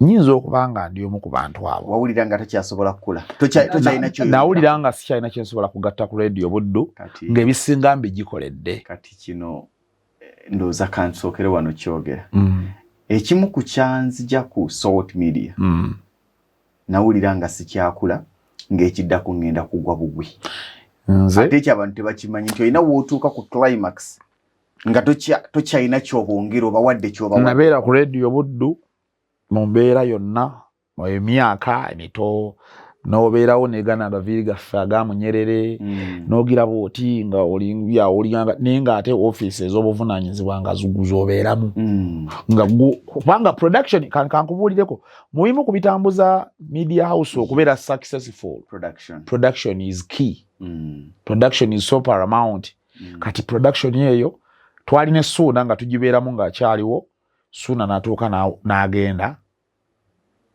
Suuna bw'agenda amaaso gonna ne gasigalira ku nze nenkola paka nange natuuka ne ndowooza nti it is time kaŋŋende naye obudde bwe naviirayo nti nze nga ne ku top management ya radio buddu nga kwendi ng'era mututuula ne tuwogera ensonga bwe luba luzungu ne tulwogera bwe luba luganda ne tulwogera ne tuwaŋŋana wana amagezi eno promotion ebeere bweti programs bingi kati nabyo yannyambako okuyiga ebintu bingi obudde obwo lyali ssomero lyali ssomero eritalabika naye nga obudde obwo bwe nva ku radio buddu nasiibulanga enkya tuyingira 2019 wagenda okusibula ng'otegedde gy'olaga nali ntegedde gye ndaga newankubadde sije nagenda. Wali otegedde olagawa? Okuva ku radio Buddu. Nzo okuva ku radio Buddu nali ngenda ku CBS. Oh. Nga byonna biwedde. Byali tebinnaba kuggwa naye CBS byalwawo kukutuka okuggwa kuba twalinga tuwuliziganya naye nga natandika okuwuliziganya ne CBS okukyokugenda mu 2012. Okuba ku radio Buddu, I mean okuba ku radio CBS ku lwaleero emandu so sinsobi. Tekyakugwako bugwi. Kitegeke. Kyali kitegeke. Simanyi nnyo bintu bya kupapira. Bw'ova ku Buddu. Bwe nva ku radio Buddu wakati mu mbeera eyo nagenda wakati nga aba CBS bakyayina nabo bye bakyetereeza. Nze I had already made up my mind nga nina okuva e Masaka. Kuba nali nsigaddeyo nga nina bye nkyakolayo, essomero lyange weeriri saagala kulireka kugenda. Bingi byali bingi bye nali ntetenkanyizza. Kakati ne ngamba obudde bwe nawaayo okubeera wano bukoze eki? Buweddeko. Mu budde obwo simanyi Katonda bwe yakola bintu bye. Simanyi Katonda gye yajja Balamu. Balamu n'atandika okunkubira essimu nga yagala ngende ku radio. Ngamba nina radio gye naguze bagiyita Juice FM nagiguze. Koza kakati walize ne tukola biki Andrew Kyamagero oyo atandise okunkubira. Kakati embulira mu Kyamagero ne mugambo wange mbadde nina enteekateeka bweti ne bweti naye ne bana abantu bendi nabo bakina byakyetereeza naye atira nange obudde bwange okuva eno bugize ekyuse. Kakati kanzije naye ngenda kusayininga kwa contract kampi ka myezi 6 era kye nakola nga ngenda ku radio 4 nga tutandika okukola radio 4 ate buladde ate kale ekyabuladde kyamabega lwakuba tewakimbuuzizza kubanga mbala Buddu ku buladde. Kati Buddu ku buladde Buddu twakolamu keddalwawo 2013. Twakolamu keddalwawo ng'omumanyi vibe ezze abaana batandise okugira babanoonya erinnya litandise okulinnya emyaka gikyali ogenda okutandisa okukola eddalwawo ne basooka ne batusibamu amafuta katini ne batugoba babiri. Kakati lwaki batugoba batya? Ekyatugobya nze nno saayina buzibu. Era Suuna ali kubuulya waliwo buli kyegambye buli kyoliranjulizza okimubuuzanga. Suuna yalina omwana gwe bakolanga naye show y'okumakya yaserukera bamuyitanga South Africa. Oba amuwulirako South Africa. South Africa oyo kati ali ku NTV eyo gyakolera ali mu sales. Kati South Africa ne Suuna nga babeera babeekubako ennaku ezo social media etandikiriza okujja Facebook eyo naddala. Babagamba mutandika okupostinga content w'aba client ku Facebook ya radio Buddu. Suuna ne Sauda ndowooza ne beesuulirayo gwa naggamba tebarespondingirawo mangu. Bakama baffe banyiiga waya zikuukako. Kati bayita Suuna. Kati nga bayita Suuna ng'automatically nange nzijirako bampitirako.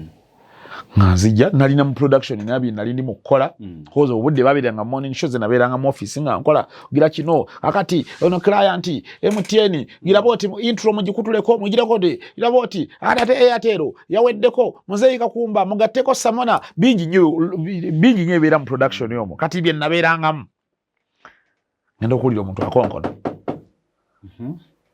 bakuyita mu body room nga nyambuka mu body room nalina peni ne diary nga nyambukayo nsangayo mukama waffe nyini radio mwami Segawa gyali ne bakama baffe abalala mwami Katende nga olitaba atudde nga omusango oguliyo social media Suuna ne Sauda aba program serukeera tebaagala kupostinga ku Facebook.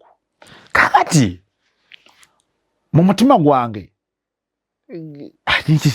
kati tubidawo abasajja twasanga bachwachwanye eddanga banyivu. Njagala okukutegeeza ebigambo by'ensolo okujjukira byenjukira mu lusisinkano olwo mu dialogue eyo yali awo budde obwo nzijukira mwami Segawa nga abuuza Sauda muwala wange oyina ky'ommanja nti nedda muzeeyi N'abuuza Suuna mutabani wange olina kyommanja ekyo mbijjukira. Suuna n'agamba nedda muzeeyi. N'agamba mbasiibudde. Like that. Kati nze mbasiibudde saagitegeera. Munnange kati nze nga nsigala nga ntangadde nga nawe bw'otangadde. Nsigala ntangadde gambye nga naye bw'otakitegedde nange nali sikitegedde ekyo ebigambo bye yakozesa. Kakati bw'amala obbasiibula nze nsigalawo ntudde. Kati mwami Katende ngenda okulaba ng'agira waati omukono nga mu mbeera nga bonobuuza omukulu nti ate ono. Mwami Katende yagira waati omukono ku mmeeza bw'ati. Mu mbeera nga bonobuuza omukulu nti mukama wange ate kati ono ye tukoze tutya. Kuba nali mpitiddwa nange. Nga mwami Sagawa agamba nti ate ogoba oli n'osigaza ono bonna obanga abasigazizza naye musiibudde. Kati gwe nga ki ekigobya? Tewali. Munnange mugenda nga tugenda nga tukaabamu awo bye twakaaba. Twakaaba kati nga tuwirawo nga bomanyi tomanyi kiddako kati bulijjo bakuwaana bakusuddiya bagira bati n'ab'ebivulu baatandika okujjawo batuwaayo 3, 4, 5, 6, 10 ne batutwala nebitabukamu awo netugiraawo netwebuzaabuza netwekubagiza ne tweddaabulula buli omu naddeeka. Kakati amazima ku muzindaalo twali balungi newankubadde twali tukyali batoototo. Tumalawo ennaku ze twamalawo awo Suuna ye ne bamuyita. Era twagendako ne mbivulu awo netukuba tuwanga nga budde tubulina tulina ebikyatufuula bize. Suuna gye bamuyitira nga tuli eyo twaliyo banakalanga oba twaliyo sayidi z'ebunjakko. Suuna ne bamuyita ye naddayo ku leediyo nze ne nsigala ku street. Nsigala ku street. Mulongo Saala 2 ayina leediyo 10-7 buladde famma ensibuko y'ennono ng'egyempita ennaku ezo ekigunda yali siyayi tiyalina nnyo kyatabbu ng'emazima yali tennanywera ate munnange nze atalina wendi mu kukuyita wano ng'ovudde ku kyerinnya naye akasaala kaali kagatta katya akasaala bw'ogerageranya akeeri ne kano akeeno gye baali kubuladde kaali katini kubanga eri obudde butumazeyo bagenda batwongeza eri baali batugenda batwongeza kati eno omuntu yajja 29-2013 oba akasente bakakuweera ddala munnange nga ngenda tebyalimu nteeseganya nnyingi of course siina kye neetaaga kuyigiriza nga nze nina n'okuyigiriza bensanzeeyo andi bino ebintu bya media biri bwe biti babawuliriza baagala birungi bo babeerayo wogenda bwoba mulungi bajja kuno njagala okukutegeeza nentandika okukola program nga bagiyita fast tuddeeka kawungeezi nina omulenzi gwe nakola naye bamuyita Kiseka Martin nga tumuyita mbu omusezi anti she ennaku ze nagikolera n'erinnya neetabukanga buli wootuuka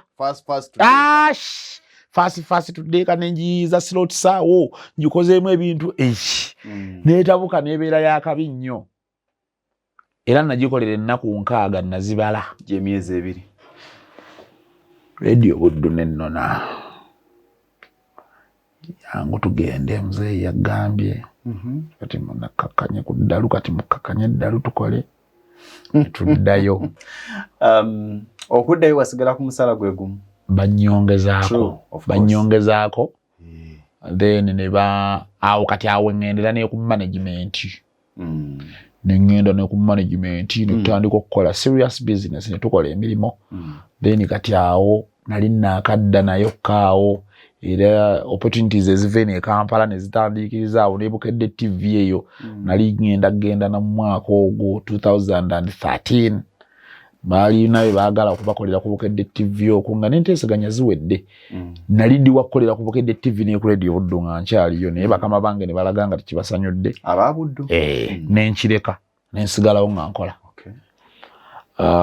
kati okuvaawo tewaliwo kutaataganako neera byonna nagendanga buli mbeera nga nfuba gifunamu ekyokuyiga ne tukkakkana ne tubeera abantu bakulu ne tukula mu bwongo ne mu mubiri ne tukula n'obuvunaanyizibwa ne bweyongera Katonda n'atuteekako omukisa gwo ne tukola emirimu ne gitambula ku mpewo ne mu production nga byonna kiri kiti ozeeyo ku radio Buddu final otuuka ogamba nti ke kaseera kange okuva e Masaka ojja ku olukati nenge bwenve Masaka ntuukira ku radio 4 mu January wa 2019 omwaka ogukulembeddemu nga tugenda covid so ne tutandika awo nasangayo abantu bangi nga gye bali bala munangamba badde ninze gwe tutandike radio nga mpya actually tiyali mpya ba rebranding nga rebranding yali Juice FM ne ba rebranding to radio 4 ennaku ezo yali eri ku 13 katonyeze 4 kati ne batuuka ne bakyusa ne beera ku 13 katonyeze 3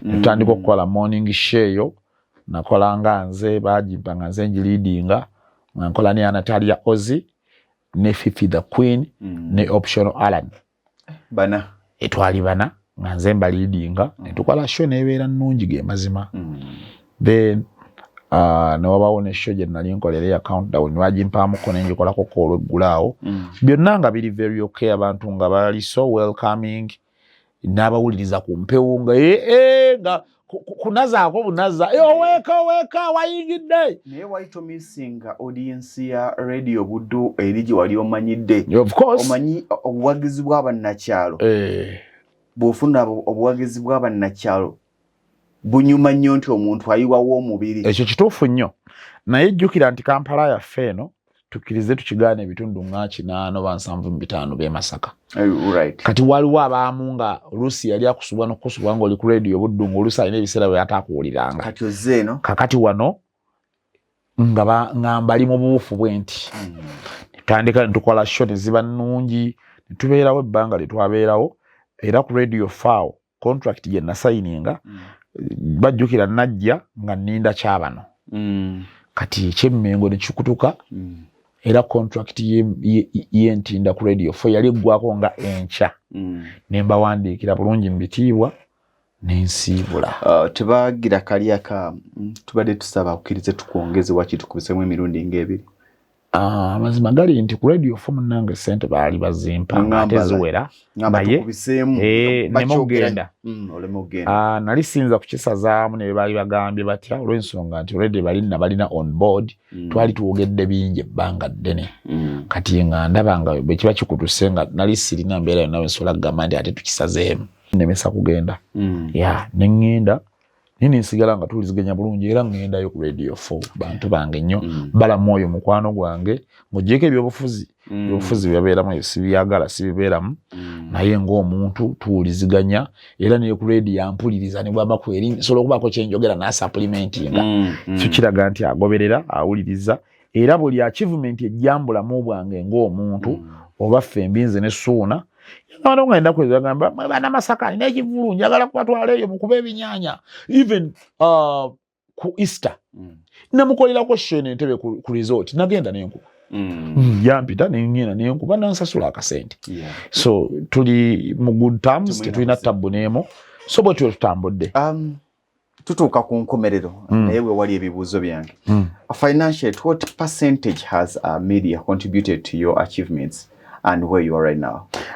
Nze nno mpulira ndowooza nze nganze nze ndowooza nti ebitundu byonna percentage yonna ya media lwaki nkugamba nti financially nze ndowooza nti yonna media kubanga nze ne sente zenfuna nga tizivudde butereevu mu media mpulira ndowooza nti eggwagi lya media so nze nsigala byonna byattributinga ku media. Mbaziira Tony alikyali ku lwaliro n'ebitumulaba abina lwakuba asasulwa bulungi oba ayina obuli mulimu obulala bwakola kakati nze kibuuzo ekyo ky'obuuzizza kifaanaganamu ne kiri n'ebyanjawulo kakati kiri kyenkuzeemu nkizeemu media ne contribution ya financial status yange kakati bwe tudda ku ky'okusasulwa nedda osobodde otya kino ekintu kiri bwe kiti ne bwe buli kyanga gwe lugonvu ku BBS gyokolera ku telefina nga bakuwa obuwumbi 5 buli mwezi zijja kubeera amawulire gyoli mu myezi 3 egisooka eziddako zituke nga tezikyamala zibeera ziri otuuka n'okuba nga tokyayaayaana nti bannange leero 26 noneyo obuwumbi bwange otuuka n'oba nga tebikyakulya olw'ensonga nti buli lwezeeyongera naawe ng'eno ojagalala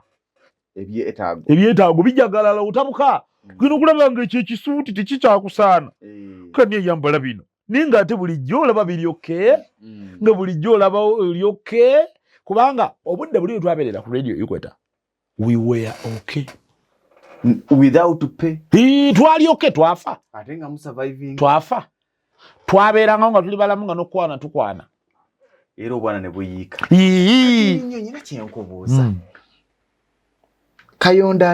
Kayondo Jime omumanyi Jime Kayondo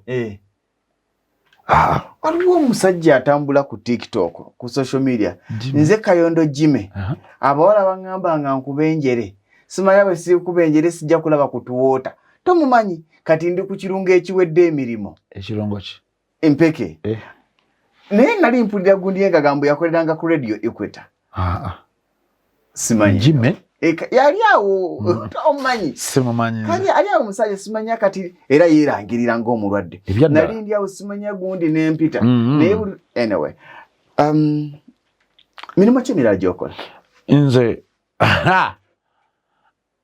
kati eno gye tuli yennyini gye tukoledde sheno tuli ku Stream Live Avenue ekola biki Stream Live Avenue eno production house tudiringira mu byabulango okuyiiya obulango okubutondawo ku nsi okuburekodinga okubuproducinga okulaba okalango okuva nga tekannabaawo paka nga kawedde okukatuusa ku radio ba ku TV obulango bwonna bwendaba obw'ebinyaanya ebivulu byammwe mubwekubira yeseba wano ayi n'obulango bulala bungi nnyo obutali n'ebyo obulango bungi nnyo buli corporate bwolaba ku TV zoko nga mze mbukola wano osobola okunsampulingamu ku bulango kuwakawo Allah kati kitegeeza bw'oveeri akatono k'ofunye kakati kano olaba kano kennyini obwedda akola bwana akatayogera kano buno bulango lwaki wakafuula go kankuteeremu wano owulire kali bwe kati obwedda mulabulabi nga biyitawo kali bwe kati Elevating TV and radio production beyond your imagination. You want it, we create it. We are Stream Live Avenue. 120% production.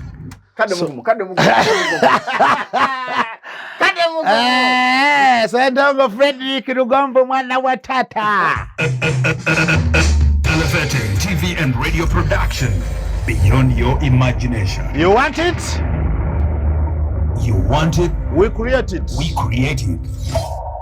We are Stream Live Avenue. 120% production. Kakati katingo ovudde kwa bingi bingi kati ninyo kankola gekoko bingi nnyo kati bwe ntandika obulango bwe tukoze wano kati ate nno kati uno siri mukola okuba business ndi mukolaga kubwa just jingles za Stream Live Avenue business jabalanga businesses tebana jawo board atabanaja bagambe ba John board waliwo no waliwo no aliwa baby where are you if you thought you had everything about media production if you thought you had everything about media production think again we are Stream Live Avenue. Stream Live Avenue. 120% production. Chitegedde. If you thought you had everything about media production, think again. If you thought you had everything about media production, think again. Think again. We are Stream Live Avenue. Stream Live Avenue. 120% production. So biryao bingi bingi kati waliwo kanoko zino zibayita sang jingles. If you want it, get it. We are still like having you. Stream like having you. Stream like having you. Stream like having you. Stream like having you. Stream like having you. 100% production. That is it. Omuntu alaba akalango nga kamunyumira.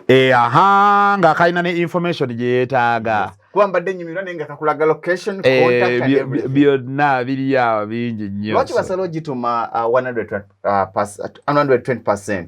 Kakati lwaki nagituuma nti ekisooka mu byonna eyo slogan eyo ngombo neyo erinnya ye Stream Live Avenue. Kati then kiri ngombo ngoli bolyaga nti MTN everywhere you go, Airtel the smartphone network. Kati then eno kati ye ngombe yaffe. Why 120%? Kati 120% production nze nalowooza nti buli muntu ayagala service agamba njagala 10 ku 10. Naye ate mu musukawo. Kakati kitegeeza ekyo vala abantu wali nkugambye nti beyond your imagination, beyond your expectations. Eyo kitegedde. So kati gwe kyoba oyagala wali agadde 10. Naye nze nkulaze nti nkususizaawo nennyingirako n'erimu 2 endala. You get the point. So that is it. That is why we are 120%. Pato muzindalo guli. Oguliwa. Guli. Guno. Omanyi. Senda ngo lugambo nkulaba gyontwala oyagala ki? Omanyi buli muntu. Wali muntu atasobola kwogera. Naye si buli muntu tiyasobola okupresentinga. How do you compose your voice? Kubanga omuntu bwakulira ku radio. Gayoyo. Owetegeka kyenkana ki?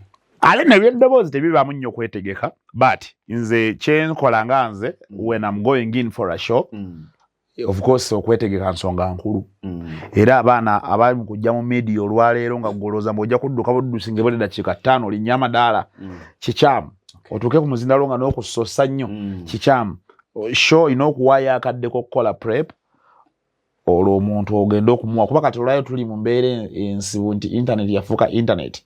Bantu ogenda ku radio n'ebibeera bya mipiira ng'oliya birabira byonna nga birina mu ngalo ye, simu zino zirina internet. So kati kikubanja okugenda that extra mile omuntu osobola okumuwa kyabadde tamanyi, okitegeera kyabadde talina bingi. So konkubira akantu kali. Akaliwa. Ngoli ku radio. No. Kumuzindalo. Ngandi kumuzindalo ngandi mukwogera. Kumuzindalo guno. Bwenyini. Tukitwale nti ndi ku radio. Bannange lugonvo njagazaaki. Abasajja tubalengere tugandi abasajja bakikola batya ekintu. Ne lugonvo. Tugitandike? Gitandike sho. Okay, kati jikola of course nga nkalu tamali music iba jiwulire koko. Mwabale kubeera ku 89.2 Chaba Safama Radio Buganda okakati olaba bwe tuba tuwogera ku radio. Era namwe abaana abali mu kusoma ebintu bino. Omuzindalo guno olina space gy'olina okuguwanga ogwogereramu. Kisinzira na ddoboozi kiri oli mu kwogeza. Bana bakola busho bw'omukwano bannanga ab'emikwano mwebale osobola okukadda wano. Neka zino show ezaffe eza drive microphone ng'oyagala eveemu eddoboozi eddungi okwewala okugyogereramu ng'ekuba ng'edistortinga radio n'evuuma radio n'ebeera ng'eyogera etokota. Okukyewala ekyo microphone ogiwamuko ka space. Ebiseera ebisinga obungi bensomesa mbagambanga kubawo wakiri oluta bwe ruti kola bwoti kati gwegidde wano kitegeera ate era nakyabulabufu nnyo bw'ogikkiriza n'ekubeeramuko kano katiri n'otagikuba butereevu buli ogikuba butereevu wano emaliriza epupudde n'ekola kye bayita distortion edistortinga. Radio ku distortinga kyekyo kyowuliriza ng'obadde oli mu kuwuliriza presenter n'ayogera n'owulira ng'ebintu biringa ng'ebisaakaala obanga akubye oluyimba n'owulira nga bisaakaala. So kati ekintu ekyo nti oluusi obukugu abamu eyo tebabutuusaayo si bya lugezigezi naye gwe ojja kukiwuliriza olumu nti ojja kuwulira bwe mba mpuliriza gundi oyo radio ewoggana nnyo naye mba nga nina okukendeezaamu. So ate bwe distortinga gwali eyo ku radio yo ne bw'okendeeza esigala tenyuma. Era nze what I do bwe nteeka ku radio nga kuliko omuntu adistortinga what I do I better change the channel. Nendeka ku radio endala cause radio bebe distortinga tebinyuma tebikola sense so kakati microphone kujuwamu ku space nomanya nti kati wano then nobeeranga yaddoli mu kwogera naye nobeeranga ne levels zino zitunulira ekyo kati eri abaana bali mu kujja mawulire bino bulina okubanga mbimanyi nti buli lwobeeranga oyogera ne bigenda mbimyufu byokola tebiriyo quality of output yefa erina kusigala at least mu yero at least erina kusigala mu yero byaddala erina koma mu yero kati gwano n'olyoko wamba olubalama gwe byonna bikole eddalu yonna likole nze ne bwe mba nkola ki ne bwe mba ndi mu kuseka ne bwe mba nkola ntya liiso limbeera ku zino levels kubanga tulina tutalina kukola ki kusukka so kakati wano ne tugitandika right tuli ku 89.2 Chabasa Farmer Radio Buganda of course ye mandu so eranga buli joins Mbaziira Tony and welcome to the show Sunday Mega Drive ulwa Sunday kumacha wetuberanga tujikuba saweji amanyino bamanyira mune bagamba mugiraba saweji nga nchimayi tebagiraba ngamba likomba ngabo manyi bantu bangabo tuba tukola mbanga ali nabo ne baga saweji ayo je mulabyeyo paka sawezi muziraba so nenga just mbera ndi mubaza nyira ko kubanga bo bachimayi naira emo paka kunya so ne tukikuba mu mbera yona yona kisinzira nzo budde bwembera ne waddeyo nsuloga ngenda kukola ka voice break ka seconds 10 okay nsuloga ngenda kukola ka voice break ka seconds 4 oba ngenda walondo ngenda ne bagamba olwaleero sigenda kogera kigambo na kimu ku radio nengoredde ekyo kyokka kyokira njogedde ne bagamba olwaleero nzize ndi munyivu nafunye bintabula nammwe sigenda kubanyega kigambo kyange neki nengoredde ndi mukubanyega so kisinziira ebintu bino bitubanje ebintu bingi bine byokujja n'ogira bannange tubikoze babikoze abaana bajja bikola akati bitubanjayo ebirala ebipya bingi ate bino ebintu nabyo biringanga omanyi waliwo olimbala Bobi Wine lwe yayimba bwene ensi self service teweseera kali ebintu bye tuli mu self service kiri gy'oli okweseera oba obuteeseera ebintu bingi nnyo Ssentongo Frederick Lugombo bye tutannakola nga birina okukolebwa nga waliwo abalina obbikola abaana betuzadde n'abaana be bazadde nga balina okubikola naye nga ffe tetunnabikola kati nga tuli awo wandu wati niwe tuzannyira wafunda oli waali nawe oyagala ogende okitegeera omwana avudde ku university ajze obubuuzi oyagala kukola kimbuze njagala kukola ebyo ebifa mu nsi nombwengula Frederick Lugombo byakola nti kati ye tumugobe mbu njagala kukola emmere y'omwoyo kwefu gyakola ebyo byakola nange mbisobola kati ye bwe yali abikola yabijja kwani ye yali innovation ye yayiya nawe go create genda oyiye ebibyo gano mazima 90% kwa radio presenters ne TV presenters tubaavu abankidde mu bulungi ddamu nkitegeere bulungi 90% kwa radio presenters ne TV presenters tuli baavu ekyo kituufu era tukisanga nga amannye gaffe gakubisa obugagga bwaffe emirundi nga lukumi amannya tulina manene mu nsawo temuli kantu kino obuzibu buvaawa wali okifubyeko kyebuuza nze nkimanyi ebiseera ebisinga ffe abali mu media tusuusuuta nnyo amannya ge tufunye ne tugatiitiibya ne tulema okugenkanyankanya n'obudde bwe tuwaayo okuyiiya ebirala ebisolo tuviiramu embeera okutereera kidemu bw'ofuna omulimu ku CBS otiitiibya nnyo erinnya lyo nedda erinnya lyo gwe lyofunye olw'omuzindaalo gw'olina tutiitiibya nnyo erinnya eryo ne tulifuula nga lya kitalo ne tutakyenkanyankanya budde bwe tulina kuwaayo okuyiiya bintu birala biyinza kutuviiramu mbeera kutereera ewatali radio kitegeeza nti omuntu bw'abanga omulimu gwe gwalina mu bulamu gwakukola ku radio kokuba ku TV ko kagenda kufa bwavu ekyo kituufu nnyo era bw'aba ye atakimanyi aba alimba lindako bwe tuba nga tulina omukozi wa radio oba omukozi wa TV nga talina mulimu mulala gwonna gwalina talina busobozi buzimba kakalina anaakajjawa omusaala anti omusaala nakugambye luli nti ne bwe bukya ku BBS Telefina nga bakuwa obuwumbi 5 buli mwezi tegukumala olw'ensonga gujja kubeera gwamagasa nnyo mu myezi 3 egisooka nga bakabukuwaayo emirundi 3 nejjukira ne bwe banaakugamba bugambe nti bwe tugenda okutandika okukuwanga nga tebannaba bukuwaayo omulundi ogusooka otandikirawo okukuba amasimu owange kakati eri engatto gyando ngambye emitwalo 5 okyagirina njina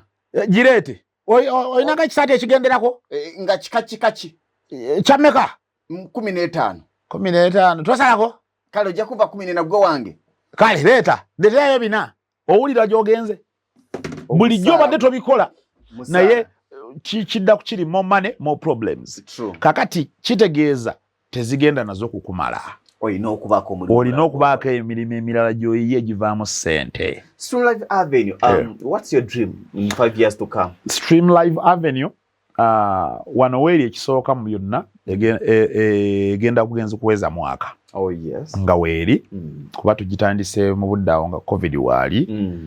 Stream Live Avenue ekimu ku biruubirirwa byenjagala njagala ebeere nga mu ggwanga Uganda muno ne mu East Africa nga ffe production house abasinga okuba nga tukola production waako oyo n'agenda ku zi radio ku zi TV adverts zonna ez'ettabbu njagala okukutegeeza yadde ebyo byonna tetunnabiba egyo emyaka gy'ombuziza teginnaba naye era mu budde buno nga bwe tukyali TV ezisinga kijja kubeera kizibu okulaba obulango buna nga temuli mu kalango kavudde wano ku Stream Live Avenue kezibeere radios okuwuliriza nga temuli mu kalango kavudde wano kibeera kizibu.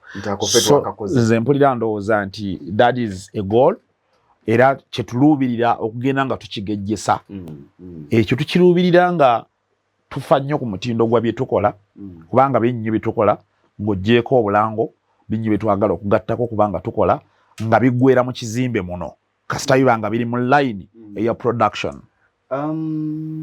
Watuuka akaseera noga nti ke kaseera ove ku radio Buddu noga nkoze ebimala olinayo ekirooto okusibula radio noga nti myaka mingi egijja si mingi si mingi ogivamu okole ki osigale wano wokka mpulira njagala kati kino kyekimu ku bintu bye nnina naye nga nze mpangalidde nnyo mu kusomesa media. Okay. Kusomesa media. Era somero natandika nkyali Masaka. Era we mbadde nzijja. Emton Media Skills. Mpulira njagala kugireeta wano e Kampala.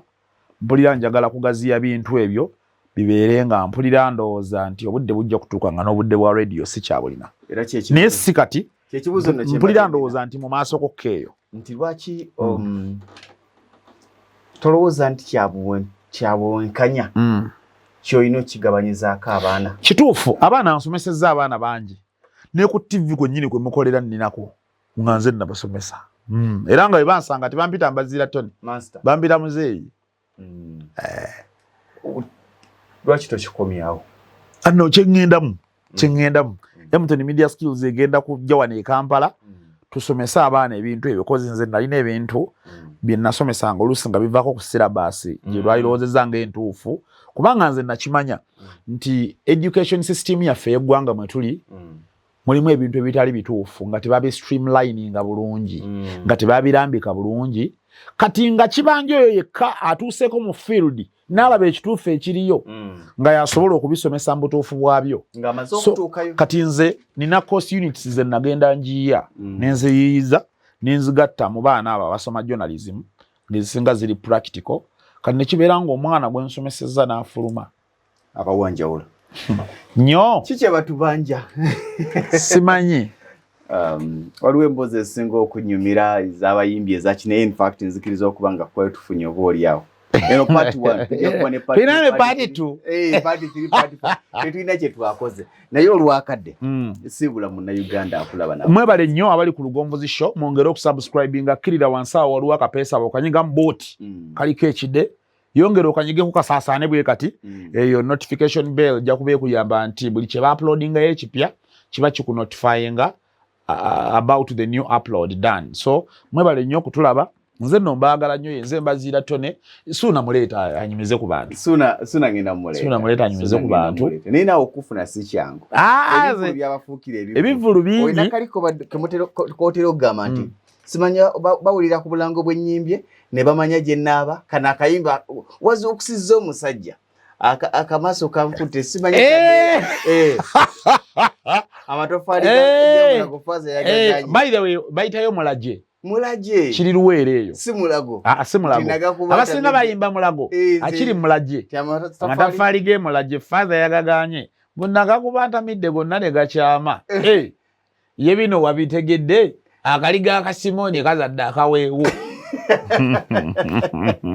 siyinza kweyongera ye Mbaziira Tony olulumba olumanyi nasoose guwaluza okusiza ebyaddala olulumba lwa ttabbu olulumba lwa kabi baluyita birinoonya omwami yaluyimba bamuyita Ssebbowa Mugonza Ssebbowa Mugonza oyo kati mugenzi Ssebbowa Mugonza yali munnaluweero naye omukyala gwe yawasa yali munnamasaka omukyala we bamuyitanga Nabisere Joyce oluyimba olwo luvuga bwe ruti that one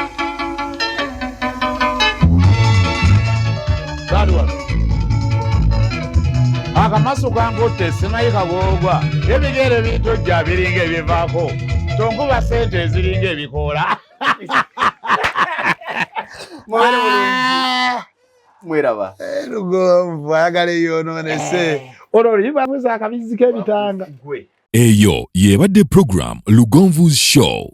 Africa yonna tuwuliriza Lugonvu Show. Genda ke Bulaya, Latin America ne